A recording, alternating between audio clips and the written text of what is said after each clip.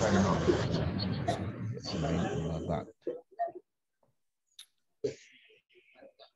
المصنف رحمه الله تعالى ونفعنا بعلومه في الدارين آمين. سبحانك لا علم لنا إلا ما علمتنا إنك أنت العليم الحكيم. قال رب اشرح لي صدري ويسر لي أمري واحلل عقدة من لساني يفقهوا قولي.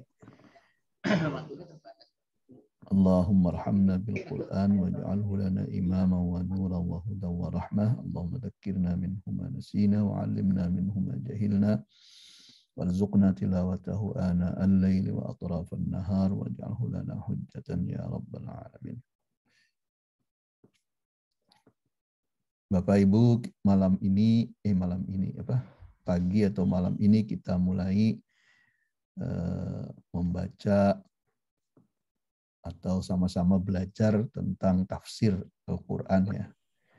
Bukan belajar menafsirkan, tapi membaca tafsir yang sudah ada ya. Membaca tafsir yang sudah ada. Karena kalau menafsirkan itu bukan kerjaan kita. Ya, utamanya bukan kerjaan saya karena itu syaratnya tinggi sekali. Syaratnya tinggi dan ilmunya harus banyak gitu ya. Tapi kalau kita ya sama-sama belajar membaca tafsir yang sudah ada ya. Tafsir Al-Quran yang sudah ada, dan kita akan menggunakan kalau untuk tafsir juz amma itu menggunakan kitab Safwatut Tafasir ya. Insyaallah. Jadi sekali lagi harus diingat, bukan belajar menafsirkan Al-Quran, tapi membaca tafsir Al-Quran. Itu beda sekali. Kalau belajar menafsirkan Al-Quran, itu kerjaannya para ulama-ulama besar ya. Tapi kalau kita hanya membaca tafsir-tafsir yang ada ya terhadap Al-Quran. Nah, sebelum masuk ke situ, Bapak Ibu sekalian, kita akan membahas tentang apa itu Al-Quran, kemudian adab-adab berinteraksi dengan Al-Quran itu seperti apa, kemudian sedikit membahas apa yang dimaksud dengan tafsir, ya, apa yang dimaksud dengan tafsir, apa bedanya dengan tarjamah, ya. Yang pertama, Bapak Ibu, kita membahas tentang definisi Al-Quran. Ya. Al-Quran itu diambil dari kata qara'a yaqra'u, Qur'an qira'atan au Qur'anan. Jadi kata dasar daripada Quran itu adalah qaf, ra, dan hamzah. Qara'a ya.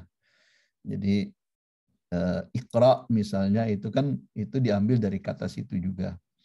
Nah, Qur'anan itu masdar. Masdar itu artinya asal kata ya, asal kata. Jadi masdar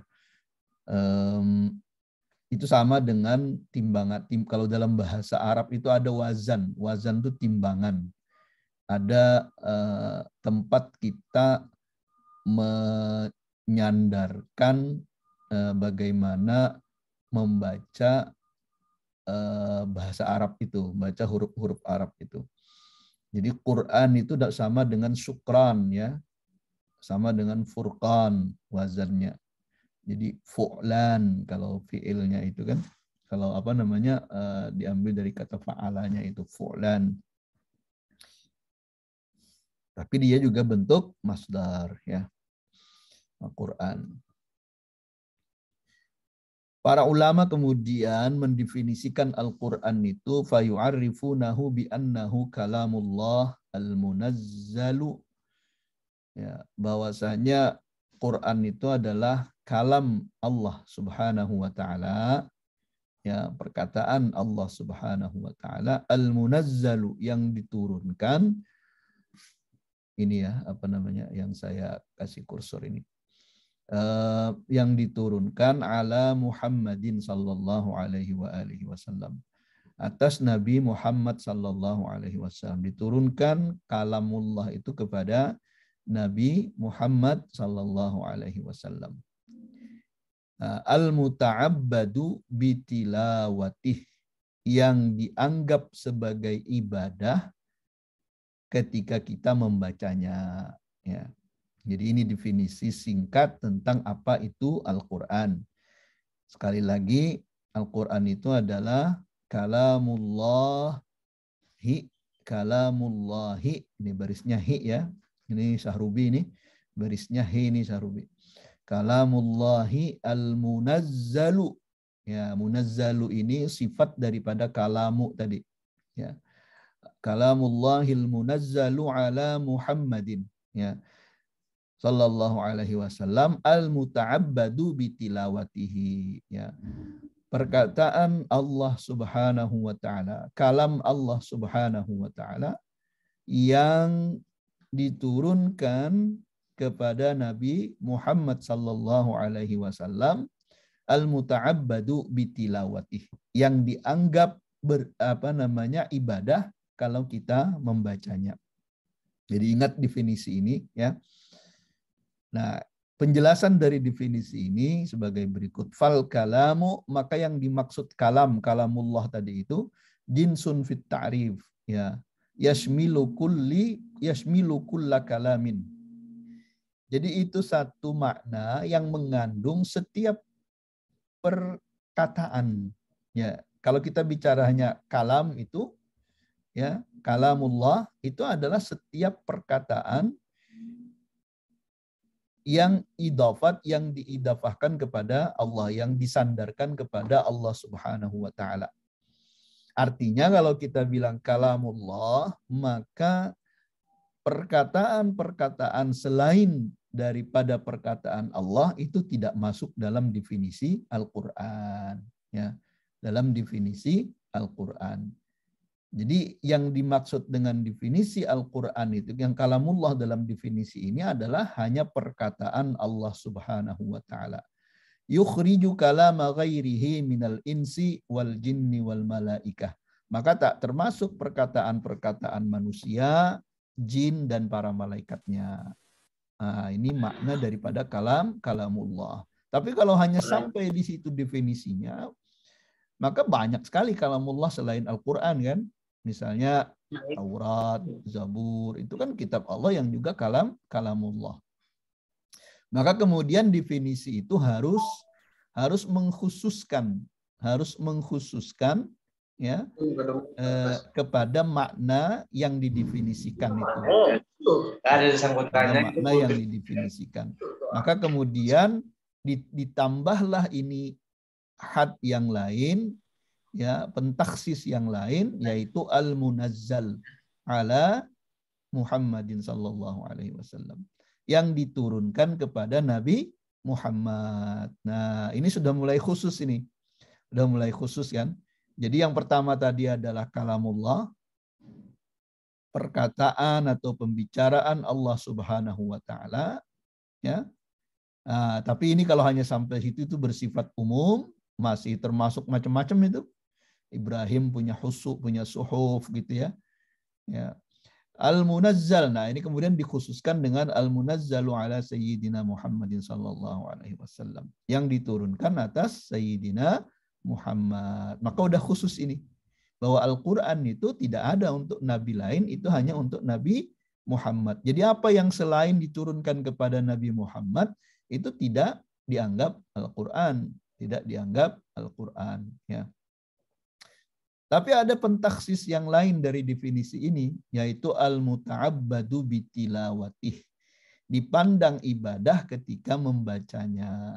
Nah, ini yang kemudian mengeluarkan perkataan-perkataan Allah yang turun kepada Nabi tapi tidak disebut dengan Al-Qur'an.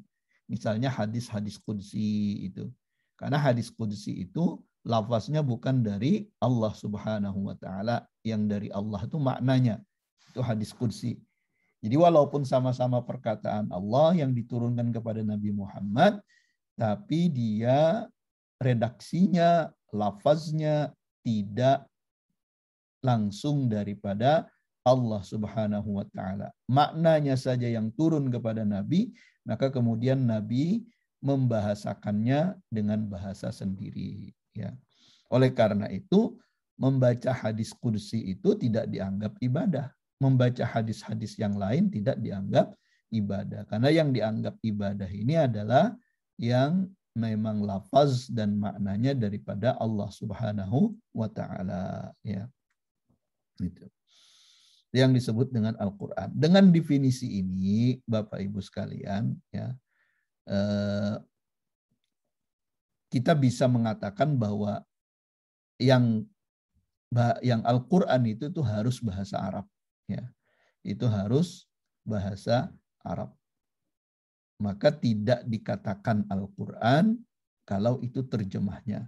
Tidak dikatakan Al-Qur'an kalau itu tafsirnya. Sehebat apapun tafsir Al-Qur'an, dia tidak bisa dikatakan sebagai Al-Qur'an. Ya. Yang baris-baris di bawahnya ini apa namanya, penjelasan-penjelasan aja, ya. Misalnya di sini, wal muta'abbadu bitilawatihi yukhraju qiraatul ahadi. Maka dikeluarkan daripada makna muta'abbadu bitilawati, dianggap ibadah membacanya ini, itu adalah qiraat al-ahad, membaca hadis-hadis ahad, ya, atau hadis-hadis qudsi, itu tidak dianggap sebagai ibadah, ya. Itu tidak dianggap sebagai ibadah, ya.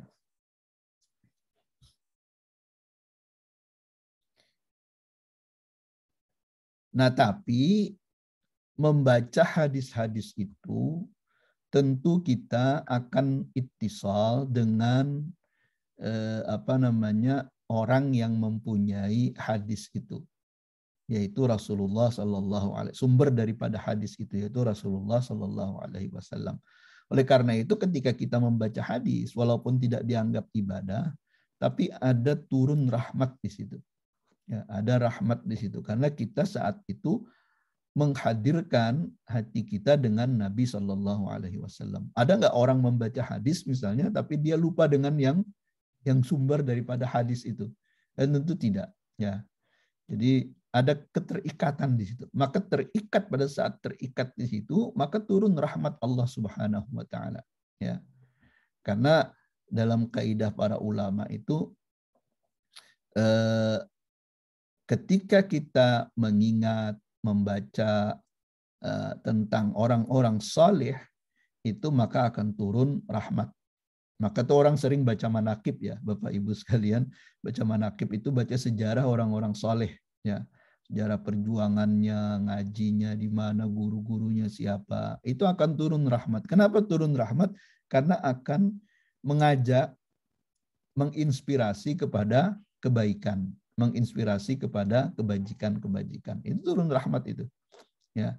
Apalagi kalau kita berta'alluq, berhubungan dengan Rasulullah Shallallahu Alaihi Wasallam. Jadi walaupun tidak dianggap ibadah membaca hadis-hadis itu, tapi dia akan mendatangkan rahmat daripada Allah Subhanahu Wa Taala. Ya. Belum lagi kita bicara manfaat membaca hadis-hadis tersebut, belajar ilmunya, ya. Jadi itu definisi Al-Quran, ya. Definisi Al-Quran. Nah, ada beberapa nama Al-Quran, ya, beberapa nama Al-Quran yang disebutkan di dalam Al-Quran juga.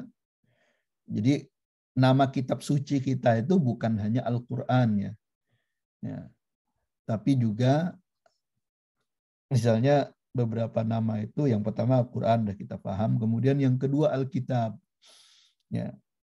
Jadi Quran itu disebut juga Alkitab. Ya.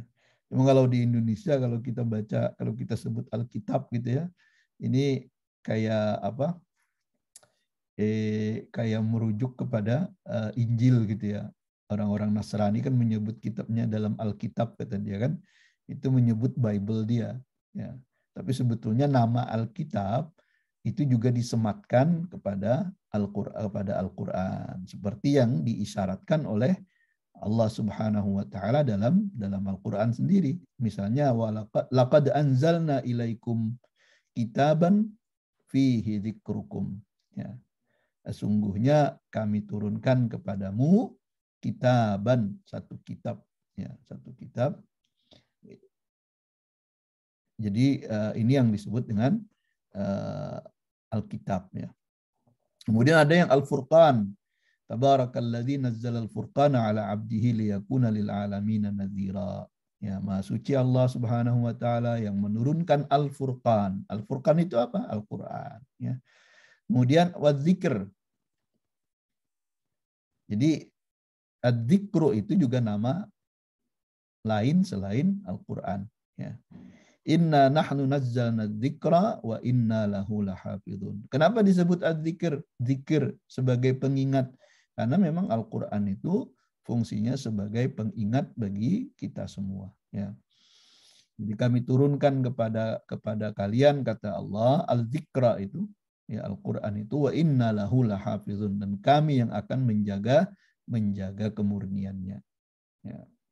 Ini dalil yang menyatakan bahwa Al-Quran itu terjaga kemurniannya sampai hari kiamat nanti, sampai akhir zaman ya. Tidak seperti kitab-kitab lain yang ditahrif ya, diubah suai oleh para ulama mereka yang sesat ya, yang nakal. Kemudian wat-tanzil, nama lain daripada Al-Quran adalah at-tanzil. Wa innahu latanzilu rabbil alamin ya, itu dalilnya. Wa ila ghairi dzalika mimma warada fil Quran, dan banyak lagi nama-nama yang lain ya yang menjadi istilah-istilah yang sering dipakai untuk menyebut Al-Quran ya. Jadi itu Bapak Ibu tentang pengertian Al-Quran dulu, pengertian Al-Quran. Ini pelajaran ulumul Quran sebetulnya ya, ulumul Quran, dan tapi kita perlu membaca ini biar kita paham sebetulnya seperti apa sih kitab suci yang kita punya itu. Nah, yang berikutnya adalah adabut tilawah. Itu tentang etika dalam membaca Al-Quran, adab-adab dalam membaca Al-Quran ya.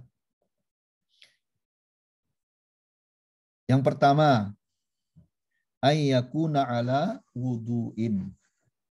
Oh, dia disunnahkan ya. Ini kan bahasanya, ini kan wa yustahabbu liqari'il Qur'an, dan disunatkan bagi pembaca Al-Qur'an yang pertama apa? Ayyakuna ala wudu'in. Dia berwudu. Dia dalam keadaan berwudu. Li'anna dzalika min afdaliz dzikr. Karena dengan keadaan berwudu itu adalah seafdal-afdal zikir kepada Allah Subhanahu wa ta'ala. Karena Quran itu min afdaliz zikir.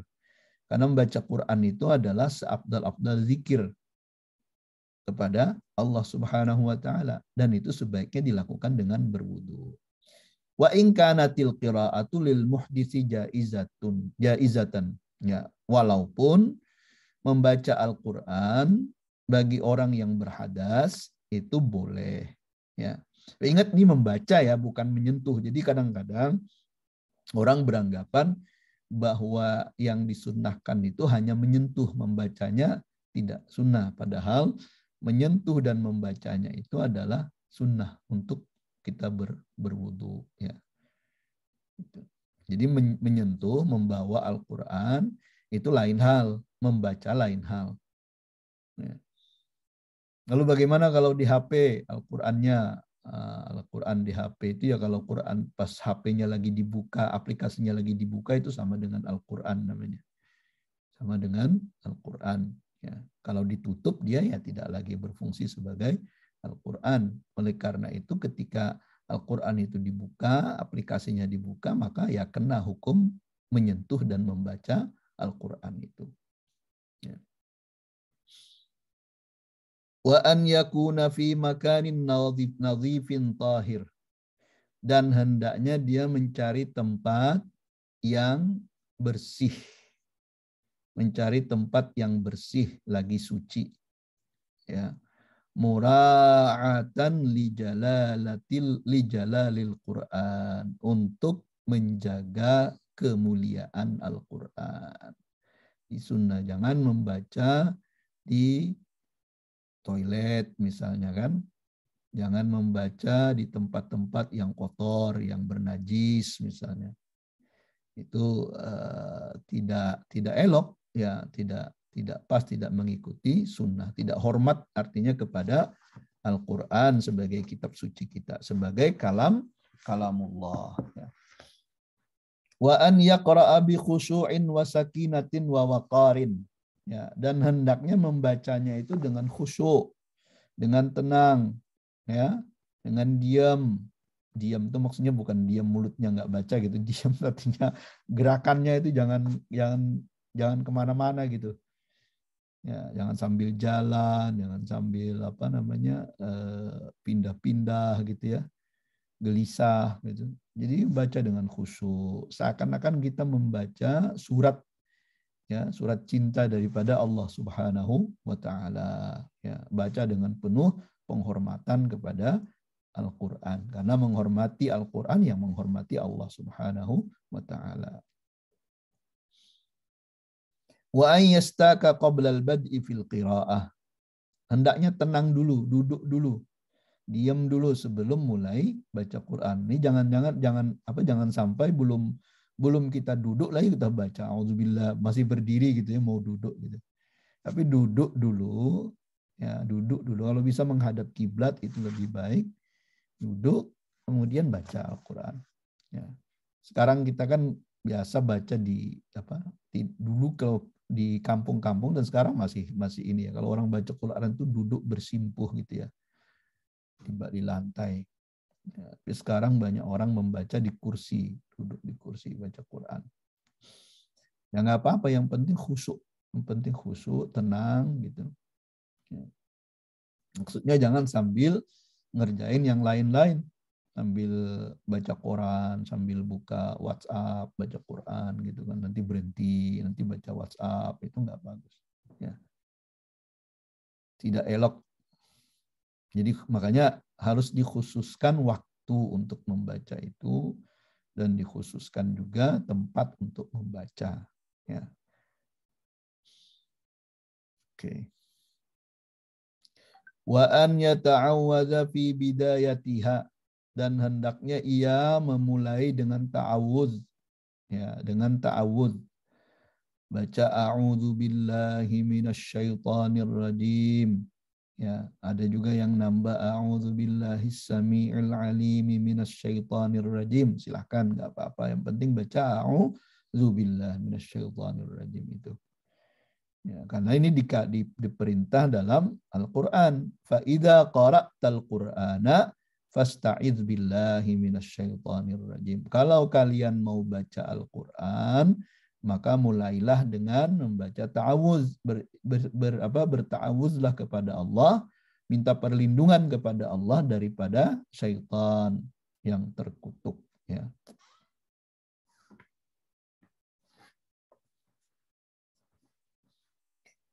Wa aujabal isti'adzata ba'dul ulama'i. Nah, sebahagian ulama malah mewajibkan baca ta'awudz ini karena perintah dalam Al-Qur'an. Oleh karena itu ya diwajibkan oleh para ulama baca ta'awudz. Ya. Kemudian yang berikutnya, adab yang berikutnya, wa an yuhafidha 'alal basmalati fi matla'i kulli suratin siwa bara'ah li'annaha ayatun 'ala ra'yil ar-rajih ya. Li'annaha, bismillah itu ayat, ya, menurut pendapat yang rajih. Jadi yang berikutnya itu adalah membiasakan membaca bismillah ketika di awal setiap surah, kecuali surah At-Taubah, surah Bara'ah. Ya. Itu tidak disunatkan untuk membaca bismillah. Bara'atum minallahi wa rasulih itu tidak disunatkan membaca bismillah. Tapi setiap surah yang lain yang 114 itu disuruh membaca bismillah, ya. Misalnya habis baca Al-Fatihah, baca Bismillah dalam surah An-Nas, misalnya Al-Falaq, baca itu. Lalu bagaimana kalau membaca surahnya itu di tengah-tengah? Kita ngaji misalnya hari ini Al-Baqarah dapat separuh, besoknya kita mulai lagi Al-Baqarah, kan tengah-tengah itu, ya kan? Tengah-tengah. Itu baca Bismillah nggak?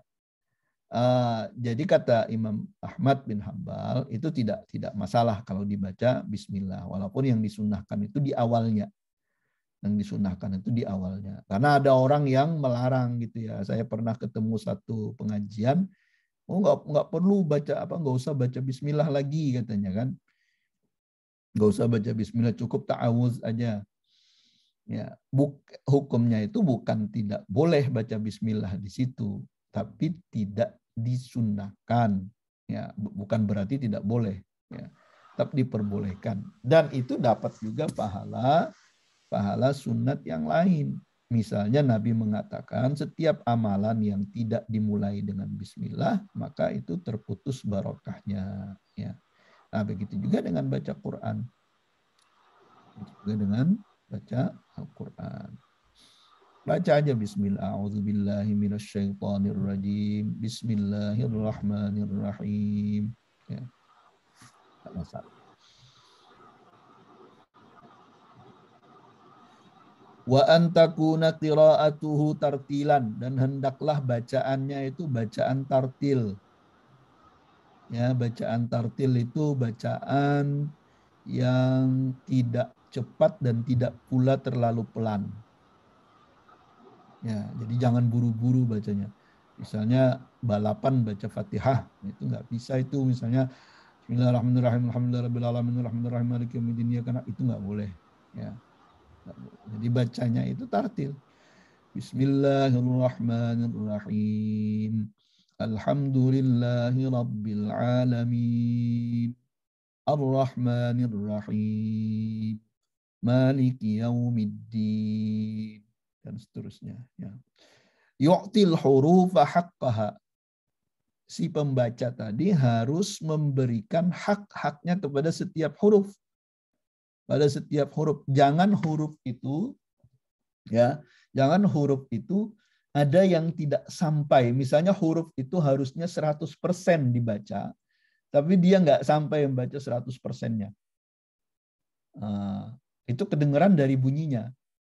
Jadi haknya itu harus ditunaikan, sempurna baca hurufnya. Ya, termasuk daripada matnya, panjangnya, idghamnya kalau ada idghamnya. Ya. Karena ini berdasarkan dalil daripada Al-Quran. Allah mengatakan warattilil Qur'ana tartila. Dan hendaknya baca Al-Quran itu dengan tartil. Ya. Dengan tartil. Jadi jelas panjang pendeknya itu jelas, ya. Panjang pendeknya jelas, makhraj hurufnya itu jelas, ya. Jangan baca ha jadi ha, ya. Alhamdulillah. Nah, ini yang kayak gini-gini ini harus belajar. Harus terus belajar sampai bisa, ya, sampai bisa, karena itu kewajiban kita. Kalau dalam mazhab Syafi'i itu ketat banget, baca Fatihah itu harus kena semua hurufnya, ya. Wa an Anasin annahu su'ila an qiraati Rasulillah sallallahu alaihi wa alihi wasallam faqal. Dari Anas ketika beliau ditanya tentang bagaimana bacaan Nabi sallallahu alaihi wasallam, maka beliau mengatakan kanat maddan, ya. Nah, sungguhnya bacaan beliau itu panjang-panjang gitu, ya. Jadi ada yang haknya yang panjang dipanjangkan maksudnya. Tsumma qara'a Bismillahirrahmanirrahim. Jadi yamuddullah wa yamuddur rahman wa yamuddur rahim. Ya. Jadi dipanjangkan Allah gitu kan. Bismillahirrahmanirrahim. Jadi mana yang mat asli, mana mat yang mat jaiz, ya, itu harus diikuti. Harus diikuti sesuai dengan kaidah-kaidah tajwidnya. Itu yang disebut dengan membaca tartil, Membaca tartil. Jangan kayak tarawih itu ada apa YouTube itu kan yang tarawih buru-buru itu 20 rakaat tapi buru-buru. 20 rakaat kayak 4 rakaat orang yang sholat 8 rakaat itu. Itu baca Qur'annya udah nggak karu-karuan lagi. Ya. Kasihan itu. Jangan-jangan tidak berpahala ya. Tapi mudah-mudahan masih pahala lah. Ya. Jadi takutnya kita nggak berpahala karena seakan-akan bermain-main dengan ibadah itu. Wa an yatadabbara ma yaqra'u, dan hendaknya dia mentadabburi. Mentadabburi itu apa? Memaknai, ya, menghayati, memaknai ma yaqra'u, apa yang dia baca. Ya, dari ayat-ayat itu. Karena itu kita perlu terjemah, atau kita perlu belajar bahasa Arab, belajar tafsirnya, ya.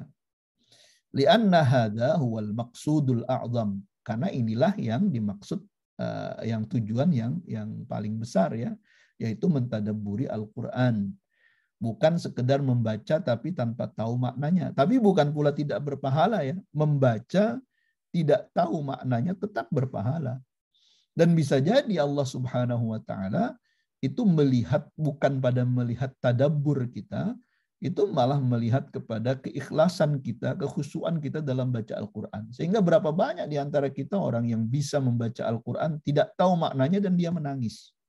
Ya, banyak. Jadi jangan terlalu melecehkan juga dengan orang yang tidak mengerti isi daripada Al-Qur'an, ya. Jangan menganggap remeh juga. Karena bisa jadi dia mendapatkan sesuatu dari bacaan itu. Ya, itulah mukjizat Al-Qur'an.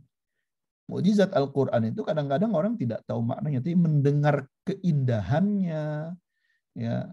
Kemudian Allah menganugerahkan kenyamanan spiritualnya pada saat dia baca itu kan, itu memberi ketenangan misalnya. Nah, itu juga salah satu daripada mukjizat Al-Qur'an, ya. Cuman sebaiknya kan ini secara teoritis orang yang paham dengan bacaan Al-Qur'an itu lebih gampang dia untuk meresapi, ya, makna-makna tersebut di dalam hatinya. Ya. Wadzalika bi an yusghila qalbahu bitafkiri fi ma'na ma yaqra'u. Dan itu yang disebut dengan tadabbur itu adalah dia menyibukkan hatinya dengan berpikir tentang makna apa yang dia baca. Nah, itu. Ini yang saya baca ini. Wadzalika bi annahu yusghilu qalbahu bi an yusghila qalbahu bitafkiri fi ma'na ma yaqra'u. Ya. Wa yatajaraba ma'a kulli ayatin bi an yusghila wa an yatajawaba, ya. Wa an yatajawaba ma'a kulli ayatin bi masyairihi wa awatifihi du'aan wa istighfaran. Dan dia berinteraksi dengan baik, bertanya jawab di situ dengan setiap ayat, ya, dengan syiar-syiarnya, dengan segala sifat-sifat ayat-ayat itu, doa, istighfar, rahmat, azab, dia berinteraksi di situ, ya. Sehingga ada orang yang sampai menangis ketika membaca ayat-ayat azab, misalnya ayat-ayat peringatan, ya, atau orang terharu ketika membayangkan dalam surga itu seperti apa, ya. Nah, ini hasil daripada tadabbur tadi, hasil daripada tadabbur itu.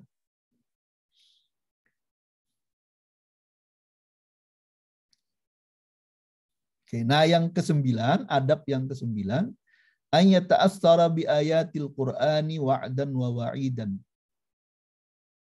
Ya, fayahzanu wa yabki li ayatil wa'idi faz'an wa rahbatan wa haulan.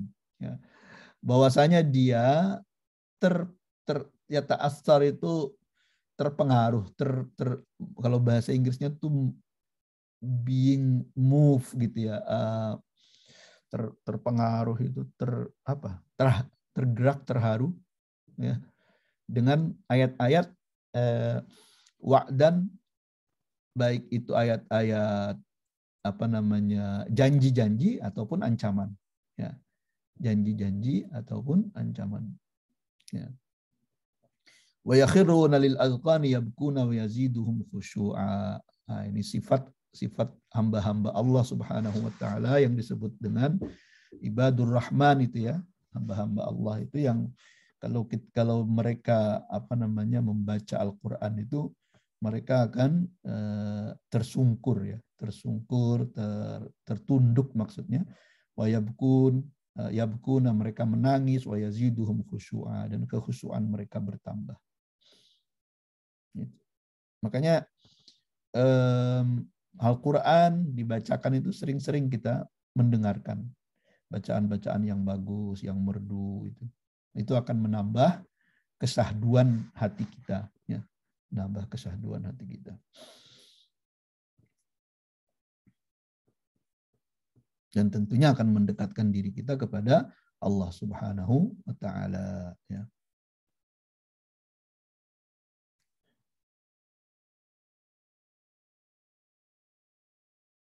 Kemudian yang ke-10, wa an yuhassina sautahu bil qiraah. Fa innal Qur'ana zinatun lis-sauti was-sautul hasan auqa'u fin nafsi. Wa fil hadis zayyinul Qur'ana bi aswatikum. Nah, itu. Yang ke-10, hendaknya membaguskan suaranya untuk membaca Al-Qur'an. Ya. Membaguskan suaranya dalam membaca Al-Qur'an. Ya, bil qiraah itu. Di fa innal Qur'ana zinatun lis-saut. Al-Qur'an itu mestinya jadi hiasan suara kita. Nah, ini hiasan suara. Jadi hiasan suara itu ya bukan lagu dangdut, bukan lagu lagu-lagu lain lah, ya, lagu-lagu musik gitu, ya. Yang jadi hiasan bibir kita itu adalah Al-Qur'an. Al-Qur'an, zikir, sholawat gitu, ya. Hiasan kita. Kalau kita perlu nyanyikan Al-Quran. Ya taghanna bil Quran, itu disuruh. Ya. Jadi kalau ada orang berusaha untuk membaguskan suaranya, untuk bisa nyanyi, kenapa dia tidak berusaha untuk membaguskan suaranya untuk bisa ngaji? Nah, itu pertanyaannya. Ya, padahal ngaji itu lebih utama daripada nyanyi, kan? Nyanyi bisa jatuh kepada yang haram. Kalau nyanyiannya itu mengandung makna-makna yang mengajak kepada maksiat. Ya. Jadi kalau Al-Quran jelas-jelas ibadah, maka dibaguskan suaranya. Ya. Kalau ada orang berusaha latihan vokal gitu, ya, kenapa nggak latihan vokal ngaji gitu, kan?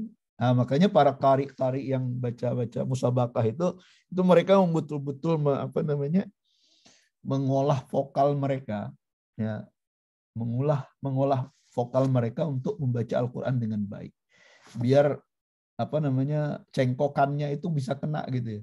Nah, itu juga perlu latihan, ya, perlu latihan biar perpindahan antara satu lagu ke lagu yang lain itu kan ada istilah bayati dan sebagainya gitu, biharkah dan sebagainya gitu kan, itu bisa smooth gitu, ya. Itu perlu latihan. Bahkan ada yang gurah itu, pakai gurah itu. Pakai gurah itu apa? Ada satu treatment agar suara itu jadi lebih lantang gitu, ya. Lebih lantang. Katanya ada yang dimasukin ke hidung entah gimana gitu. Saya nggak pernah sih itu. Para qari yang ingin lomba musabaqah. Ya, mudah-mudahan niatnya memang karena Al-Qur'an, ya, niatnya untuk itu, bukan karena musabaqahnya itu. Karena musabaqah. Kalau niatnya karena Al-Qur'an berarti dia termasuk yang tahsinus saut bil qiraah itu. Ya, membaguskan suaranya untuk membaca Al-Qur'an. Dilakukan, ya. Orang belajar qiraah, belajar tilawah itu kan. A'udzu billahi minasy syaithanir rajim. Bismillahirrahmanirrahim. misalnya. Saya cuman bisa sampai situ aja. Nggak pernah belajar tilawah khusus seperti yang qari-qari. Karena suara saya juga nggak bagus kan. Maksudnya harus diusahakan biar lebih bagus. Ya, makanya para imam itu, imam-imam masjid, imam sholat itu dipilih dari orang-orang yang memang suaranya bagus. Suaranya bagus. Karena membaguskan suara termasuk sunnah. Ya, sunnah.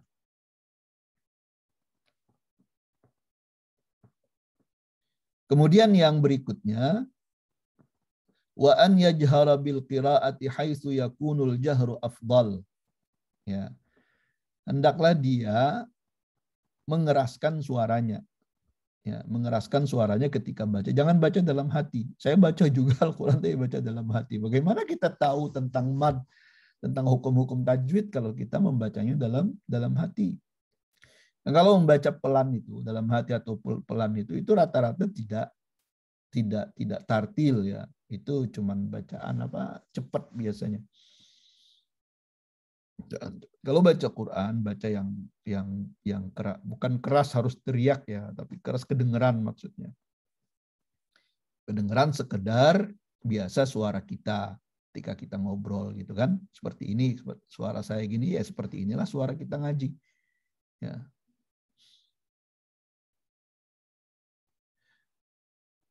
Misalnya Bismillahirrahmanirrahim.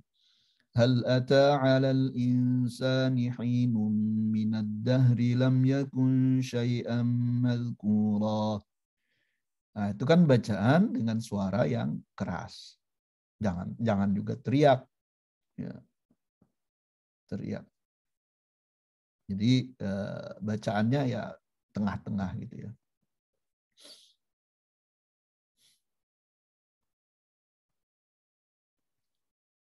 Karena membaca dengan keras itu akan membantu kita untuk mengkhusukkan hati kita, ya, mengkhusukkan hati kita. Kalau bacanya pelan misalnya dan itu cenderung buru-buru. Misalnya hal ta'ala al-insani hinum minad dari lam yakun syai'an madhkura inna khalaqnal insana min nutfatin. Nah, itu bacaannya agak cepat dan pelan jadinya.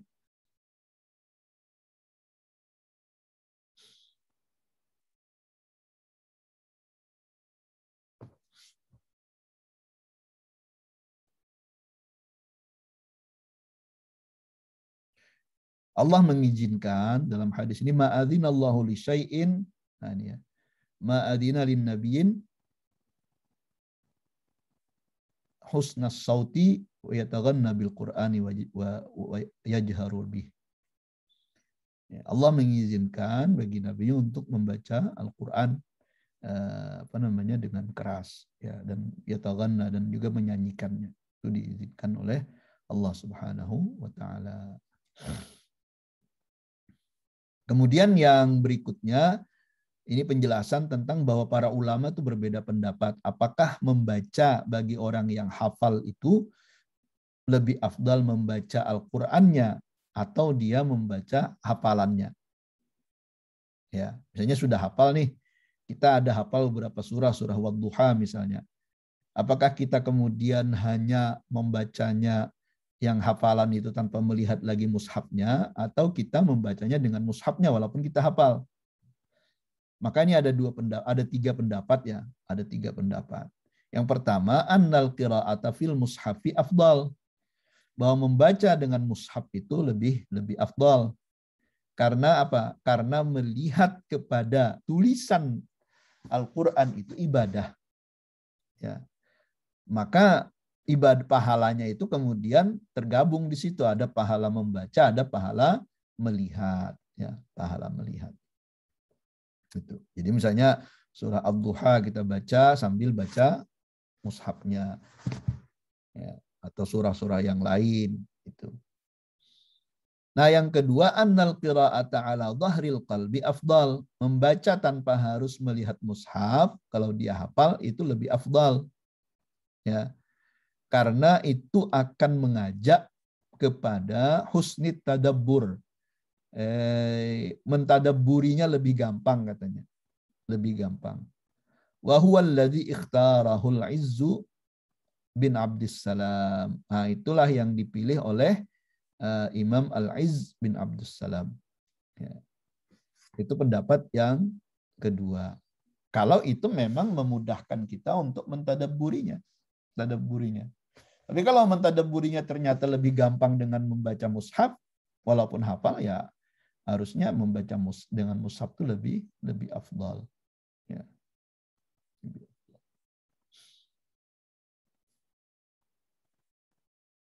Katanya ini ada 3, malah 2 cuma. Cuman 2 ya, ada 2 pendapat. Nah, mungkin sampai di situ dulu, atau kita lanjut dengan terjemah sedikit ya.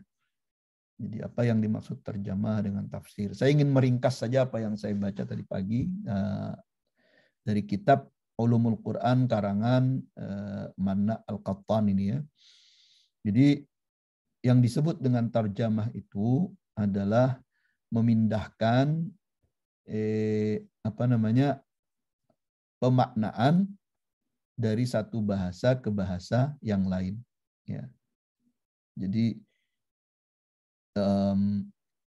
terjemah Al-Quran itu kita memindahkan maknanya dari makna yang asalnya itu kepada makna yang bahasa yang baru. Dan itu tidak bisa harfiah.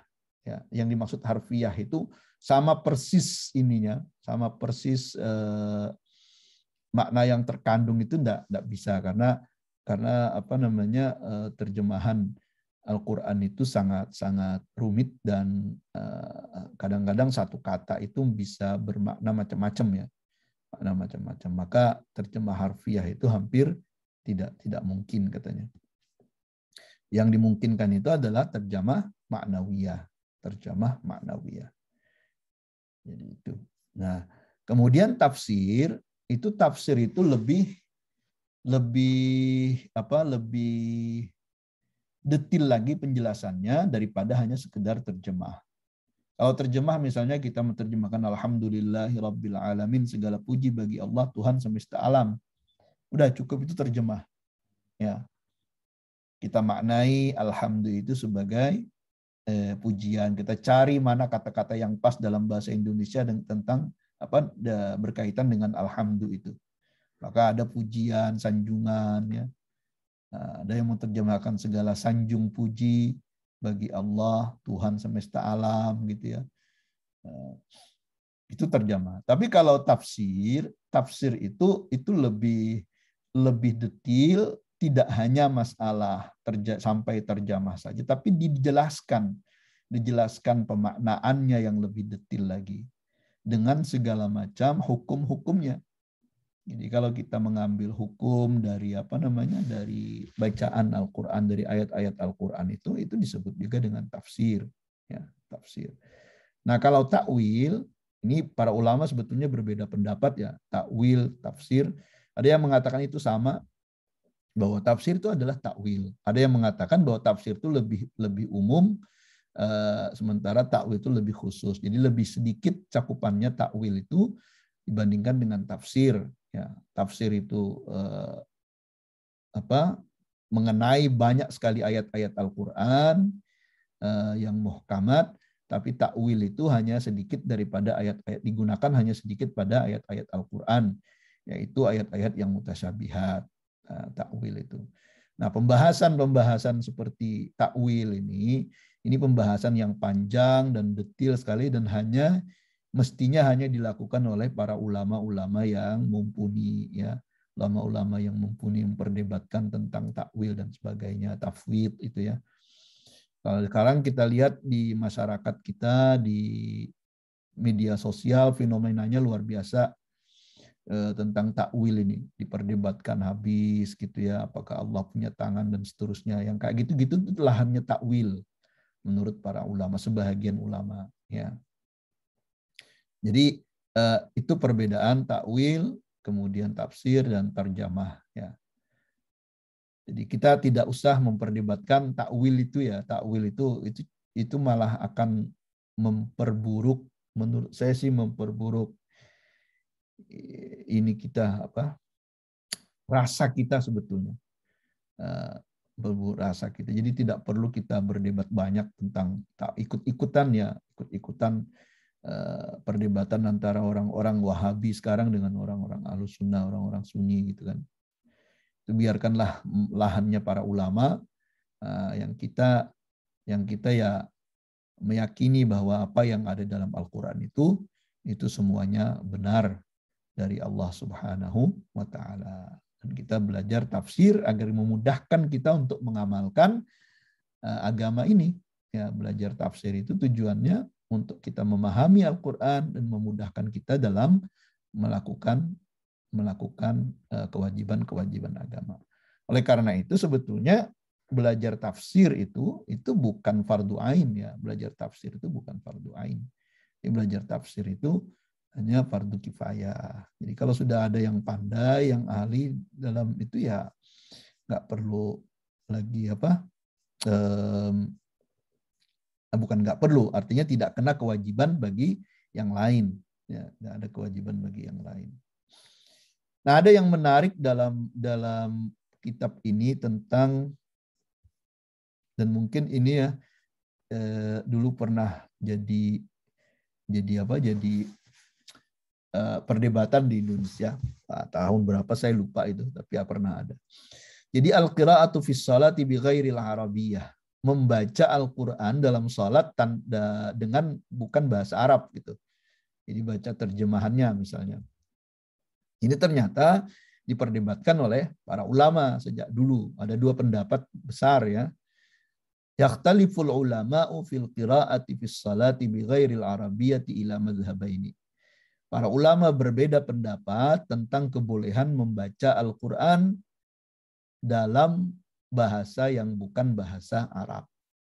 Dan perbedaan itu terbagi kepada dua. Yang pertama, al-jawazu mutlaqan aw indal ajizi anin nutqi bil arabiyyah. Kebolehan membacanya ya secara mutlak atau dengan syarat ketika tidak bisa menuturkannya dengan bahasa Arab.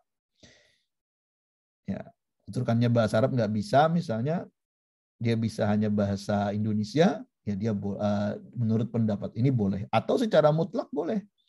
Kalau secara mutlak boleh itu maksudnya dia bisa membaca dengan bahasa Arabnya, tapi dia pengen baca dengan bahasa Indonesia. Nah, itu yang namanya diperbolehkan secara mutlak. Itu pendapat pertama. Kalau ada yang mengatakan gitu jangan heran karena itu menjadi lahan perbedaan pendapat para ulama. Wasanihuma, dan yang keduanya ya pendapat yang kedua annadzalika mahdzur, itu tidak boleh, haram hukumnya. Ya, wassalatu bihadhil qiraati ghairu sahihah. Dan salat dengan bacaan seperti ini, maksudnya tidak dengan bahasa Arab, itu tidak sah salatnya, ya, tidak sah salatnya. Nah, yang pertama itu adalah mazhab Hanafi, dan itu minoritas, ya, minoritas. Artinya yang jumhur itu yang lebih banyaknya itu adalah pendapat yang mayoritas pendapat yang mengharamkannya. Yang membolehkannya itu mazhab Hanafi. Fa'innahu yurwa an Abi Hanifata annahu kana yara jawazal qiraati fi salati bil lughatil farisiyah. Karena diriwayatkan bahwa Abu Hanifah itu membolehkan membacanya dalam salat dengan bahasa Parsi. Ya, ada yang bisa bahasa Parsi di sini. Ya, dibolehkan katanya dalam bahasa Parsi atau bahasa yang lainnya. Wa bana ala hadza ba'du ashabihi jawazaha biturkiyati wal hindiyati wa ghairiha minal alsinati. Ya, maka sebagian murid-muridnya itu kemudian murid-murid Abu Hanifah maksudnya membolehkan membaca Al-Quran dengan bahasa yang bukan Arab dalam sholat, itu dalam bahasa Turki, bahasa India, ya, yang nehi-nehi itu loh, yang kuch hotahe itu bahasa India. Kalau bahasa Turki gimana? Pak Sugi yang tahu nih bahasa Turki itu. Ya, pamukak apa? Pamukakale. Pamukale. Pamukale. Muhtarami millas katanya kan kalau khutbah Jumat itu. Iya. Oh iya. Wa ghairiha minal alsinati. Ya. Dan selain bahasa itu, jadi boleh. Bahasa Indonesia boleh. Segala puji bagi Allah. Dalam gimana bunyinya gitu ya. Ya. Nah, apa alasannya dibolehkan itu? Dibolehkan itu. Ini yang pembolehan mutlak ya, pembolehan mutlak. Wala'allahum yarawna fi dzalika annal Qur'ana ismun lil ma'ani allati tadullu 'alaiha al-alfazul arabiyyah. Mungkin kata pengarang kitab ini, mungkin mereka orang-orang atau ulama-ulama yang membolehkan itu melihat bahwa yang disebut Quran itu adalah nama bagi makna-makna yang ditunjukkan olehnya, yang ditunjukkan kepadanya oleh lafaz-lafaz bahasa Arab. Jadi Al-Quran itu bukan lafaznya itu, tapi makna. Nah, ini mungkin kata pengarang kitab ini bahwa mereka berargumen bahwa yang disebut dengan Al-Quran itu adalah makna. Makna yang ditunjukkan oleh lafaz-lafaz bahasa Arab. Oleh karena itu, wal ma'ani la takhtalifu bikhtilafi ma qad yata'aqabu 'alaiha minal alfazi wal lughat. Ya. Dan pemaknaan itu tidak akan berbeda, ya. Walaupun dan makna-makna itu tidak akan berbeda walaupun lafaz-lafaznya itu berbeda-beda. Ya. Ya maknanya cuma satu. Itu menurut para ulama ini, ya. Di Al-Quran itu makna. Al-Quran itu makna yang terkandung di situ. Jadi bisa dalam bahasa apapun itu kalau makna gitu kan. Nah, jadi lafaz-lafaz bahasa itu, redaksi bahasa itu hanya pengantar kepada pemaknaan. Mengantar kepada pemaknaan. Ya. Tapi kalau kita definisi yang pertama tadi kan Al-Quran itu ya yang berbahasa Arab itu. Bahasa Arab. Jadi inilah pendapat yang pertama gitu ya. Tapi ada dua orang murid daripada Imam Abu Hanifah ini, Abu Yusuf dan Muhammad bin Al-Hasan, itu waqayyada bima tad'u ilahi darurah. Jadi dibolehkan itu hanya karena darurat saja. Orang yang misalnya baru masuk Islam, tak ngerti bahasa Arab, bukan tak ngerti, tak bisa berbahasa Arab, membacanya dalam bahasa Arab, maka dia bisa hanya membacanya dalam bahasa Inggris, bahasa Indonesia misalnya, dia dibolehkan pada saat itu. Ya. Ini kalau nggak salah dalam kitab Mazahibul Arba'ah itu dibahas juga ya, dibahas juga. Jadi ada syaratnya dibolehkan itu. Jadi bukan mutlak ya, bukan mutlak.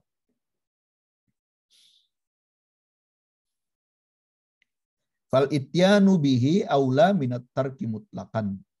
Ya, daripada ditinggal sama sekali kan lebih bagus dibaca walaupun terjemahnya. Walaupun terjemahnya. Idat taklifu bihasabil wus'i. Ya. Karena yang taklif itu ya, taklif itu maksudnya pembebanan syariat itu sesuai dengan kapasitas seseorang gitu. La yukallifullahu nafsan illa wus'aha. Nah, wayurwa dan diriwayatkan anna Aba Hanifah bahwasanya Abu Hanifah raja'a anil itlaqil ladzi nuqila anhu. Itu merujuk pendapatnya dari pemutlakan kebolehan itu. Artinya beliau juga menjadikan itu sebagai boleh bersyarat ya, bukan mutlak. Jadi muqayyad namanya itu.